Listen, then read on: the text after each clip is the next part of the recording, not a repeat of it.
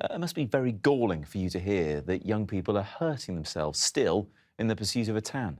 Well, when we did this research 5 years ago, we found that a larger number of children were using sunbeds. So since the ban's come in, we're very encouraged to see that that number has gone down and fewer children are using sunbeds. But what's really worrying is that more than half of the children who are using sunbeds are getting burnt in the process.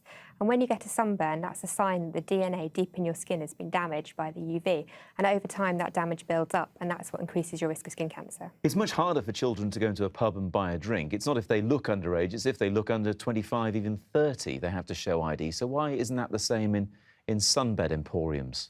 Well, one of the problems we have, particularly in England, is that when the legislation was introduced, we didn't take the step to ensure that all sunbed salons had to be staffed, as they did in Scotland and Wales. So I think we've seen that children are finding it very easy to not be challenged on their age. They can just go in and they can use a coin-operated sunbed. There's no one around to check their age. In some cases, even when they are supervised, children aren't being asked for proof of identity. And as we saw in the report, they're just going off and finding somewhere else, even if they are. I mean, these things can be more harmful than natural sunlight even. Do they do any good whatsoever?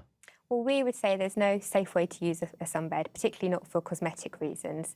A study earlier this year found that some sunbeds could be 6 times stronger than being out in the midday sun in the Mediterranean, and that's a really high dose of UV for anyone. So just not use them at all? I mean, that's your advice, I guess. Unless supervised by a medical professional, but for cosmetic reasons, no. Just get out, enjoy the sun safely on days like today in the UK. Slip, slap, slop, that's still the advice, isn't it? Remind us of that. Enjoy the sun safely. So spend time in the shade, cover up, and use at least factor 15 sunscreen. OK.